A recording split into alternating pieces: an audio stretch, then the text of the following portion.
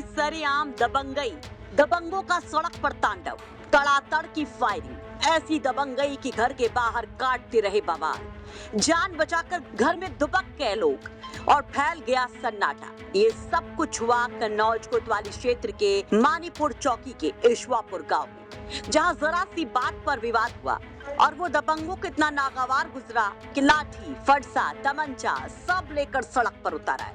कई round fire कर दिए। बताया जा रहा कि ट्रैक्टर ट्रॉली से बाउंड्री वॉल की ईंट हट जाने से दबंग भड़क गए और फिर उन्होंने गांव में काफी देर तक नंगा नाच किया।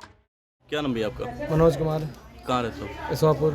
क्या घटना हुई यहाँ पे? यहाँ पर मेरे ट्रैक्टर से जो है इनकी 2 ईंटें हट गई थी, इसी बात पर विवाद हुआ है। किसकी ईंटें हट गई? इनके बांकेलाल की पाल की, और इसी बात पर विवाद हो गया। ये अपने आए और फरसा दिखाने लगे और तमाम से लड़के उनके आए, उनके लड़के भी लड़ाई करने लगे। उनका पिताजी आया, वो फरसा लेकर आया, उनके लड़के आए डंडा लेकर आए, और फिर उनका छोटा भाई जो सुशील कुमार है वो तमंचा, अमन, और उसका भाई क्या नाम, उसका नातेदार एक चेतन, वो भी आया, वो भी तमंचा लेकर आया। चेतन जो है तो तालिग्राम का है, और ये तमंचा लेकर हमारे गेट पर 2-3 फायरें की, 2-3 फायरें इसमें रोड पर की, और असला बारूद बरामद हुए। पुलिस वाले ले गए हैं उसको। क्या कोई पुरानी रंजिश थी? कोई रंजिश नहीं थी इसकी, उसके साथ कोई रंजिश नहीं थी मेरी उसके साथ। बस उसकी 2 ईंटें हट गई, इसी बात पर लड़ाई हो गई थी। कोई घायल तो नहीं हुआ? कोई घायल नहीं हुआ, लेकिन सब इधर उधर हो गए थे। गेट बंद कर लिया था, गेट में जो है दाग आ गया है, गेट में छेद भी हो गया है।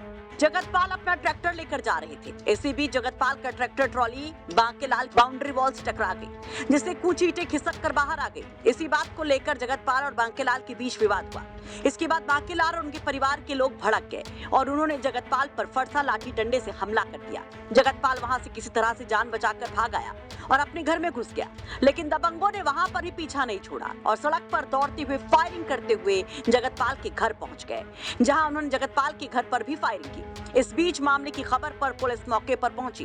पुलिस ने फायरिंग करने वालों को हिरासत में लिया है और उनके पास से तमंचा और फरसा भी बरामद किया है। देखिए, ये मानीमऊ क्षेत्र में एक गांव है ईश्वापुर, वहाँ पे आज सुबह जो है एक व्यक्ति जगतपाल हैं, ये अपना ट्रैक्टर लेके जा रहे थे, जिससे एक व्यक्ति बांकेलाल के बाउंड्री की कुछ ईंटें उससे टकरा गई। वो ट्रैक्टर ट्रॉली टकरा गई, जिससे उसकी कुछ ईंटें गिर गई। इसी पे इनके बीच विवाद हो गया।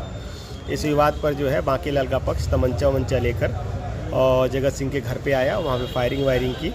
इसमें जो है तत्काल मौके पे जैसे कोतवाली कन्नौज पुलिस को सूचना हुई, चौकी प्रभारी मनीमऊ मौके पर गए पूरी फोर्स के साथ। इसमें उन्होंने वहाँ से अभी तक 3 लोगों को गिरफ्तार किया गया है, बांकेलाल, भोलू और चेतन राम।